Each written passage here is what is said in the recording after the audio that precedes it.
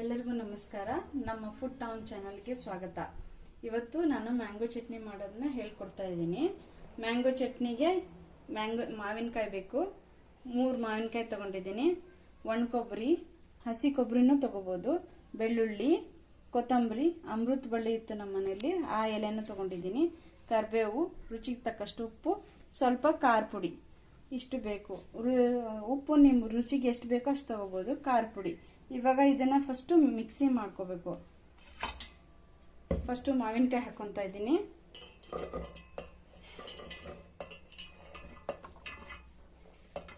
ಸ್ವಲ್ಪ ಸ್ವಲ್ಪನೇ ಹಾಕೊಂತೀನಿ. ಆಮೇಲೆ ಬೆಳ್ಳುಳ್ಳಿ, ಆಮೇಲೆ ಒಣ ಕೊಬ್ಬರಿ ಇಲ್ಲ ಹಸಿ ಕೊಬ್ಬರಿನೂ ತಗೋಬಹುದು. ಕೊತ್ತಂಬರಿ, ಸ್ವಲ್ಪ ಕರಿಬೇವು, ಆಮೇಲೆ ಉಪ್ಪು, ರುಚಿಗೆ ತಕ್ಕಷ್ಟು ಉಪ್ಪು ತಗೋಬೇಕು. ಆಮೇಲೆ ನಿಮಗೆ ಖಾರ ಎಷ್ಟು ಬೇಕೋ ಅದನ್ನ ನೋಡ್ಕೊಂಡು ಹಾಕೊಳ್ಳಿ. ಖಾರ ಪುಡಿ ಬೇಕಾದ್ರೆ ಒಣಮೆಣಸಿನ್ಕಾಯಿನೂ ಹಾಕೋಬಹುದು.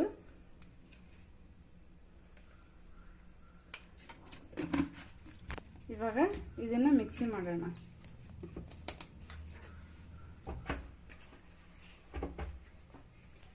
ಇವಾಗ ನೋಡಿ ಮಿಕ್ಸಿ ಹಾಕಿದ್ದೀನಿ. ಈ ತರ ಆಗಿದೆ ಮ್ಯಾಂಗೋ ಚಟ್ನಿ. ಇವಾಗ ಇದಕ್ಕೆ ಸ್ವಲ್ಪ ಒಗ್ಗರಣೆ ಕೊಟ್ಟರೆ ಒಂದು 2-3 ದಿನ ಇಟ್ಕೊಂಡು ತಿನ್ಬೋದು ನೀವು, ಫ್ರಿಜ್ಜಲ್ಲಿ ಇಟ್ಕೊಂಡು.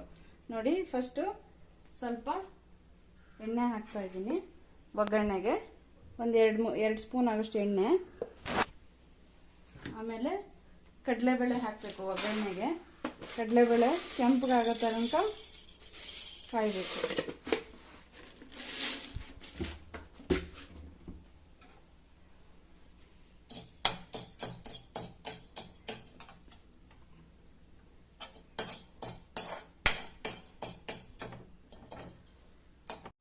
ಕಡಲೆಬೇಳೆ ಕೆಂಪಗಾಯಿತು. ಇವಾಗ 1 ಸ್ಪೂನಷ್ಟು ಸಾಸಿವೆ, 1 ಸ್ಪೂನಷ್ಟು ಜೀರಿಗೆ ಹಾಕಬೇಕು. ಆಮೇಲೆ ಸ್ವಲ್ಪ ಕರಿಬೇವು ಹಾಕಬೇಕು.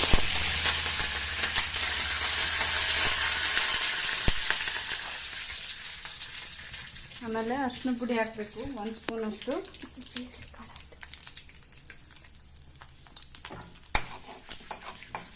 ಇದಾದ್ಮೇಲೆ ಇವಾಗ ಮ್ಯಾಂಗೋ ಚಟ್ನಿ ಮಾಡಿದೀವಲ್ಲ ಅದನ್ನ ಈ ಒಗ್ಗರಣೆಗೆ ಹಾಕಬೇಕು.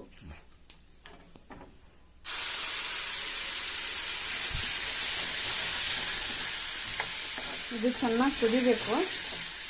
ಆವಾಗಲೇ 2-3 ದಿನ ಇಟ್ಕೊಂಡು ತಿನ್ಬೋದು ನೀವು ಇದನ್ನ.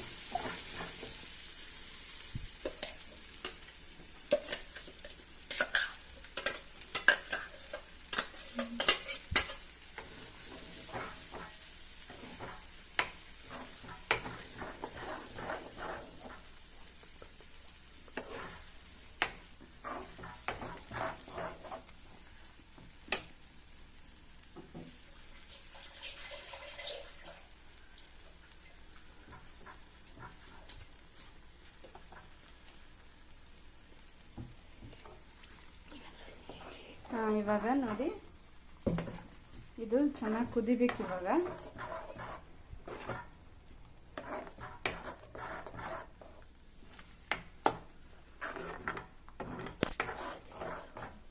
ಇದನ್ನ ನೀವು ಬೇಕಾದ್ರೆ ದೋಸೆ, ರಾಗಿ ದೋಸೆ, ಅಕ್ಕಿ ರೊಟ್ಟಿ, ಅನ್ನದ ಜೊತೆಗೂ ಊಟ ತಿನ್ಬೋದು ನೀವು. ಇದನ್ನ ಕಲಿಸ್ಕೊಂಡು ತುಂಬ ಚೆನ್ನಾಗಿರುತ್ತೆ.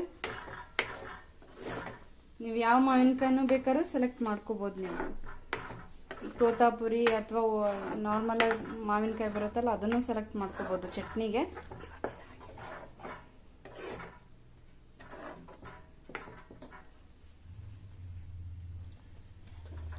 ಇವಾಗ ಇದು ಆಗ್ತಾ ಇದೆ, ಕುದಿತಾ ಇದೆ ನೋಡಿ. ಈ ತರ ಕುದಿಬೇಕು. ಈ ತರ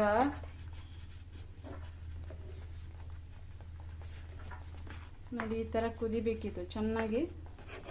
ಈ ತರ ಬೆಂದ್ರೆ ಇದು ಜಾಸ್ತಿ ದಿನ ಇಟ್ಕೊಂಡು ತಿನ್ಬೋದು. 1 ವಾರದ ತನಕ ತಿನ್ಬೋದು ಚೆನ್ನಾಗಿ ಕುದಿಸಿಟ್ಕೊಂಡ್ರೆ. ನೋಡಿ, ಈ ತರ ಬಿಟ್ಕೊಳತಾ ಇದೆ. ನೋಡಿ, ಬಿಟ್ಕೊತಾ ಇದೆ. ಇವಾಗ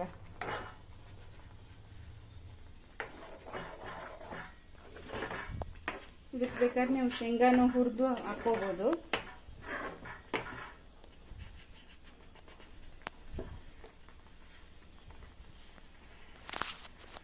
ಆಗಿದೆ ಇದು ನೋಡಿ, ಮ್ಯಾಂಗೋ ಚಟ್ನಿ ರೆಡಿ ಆಗಿದೆ.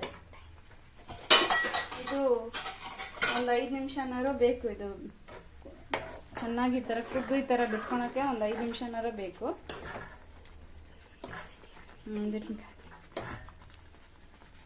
ಇದು ನೋಡಿ ತಿನ್ನಕ್ಕೆ ತುಂಬ ಟೇಸ್ಟಿಯಾಗಿರುತ್ತೆ.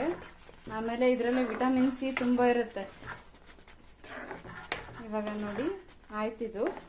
ಇವಾಗ ಗ್ಯಾಸ್ ಆಫ್ ಮಾಡೋಣ.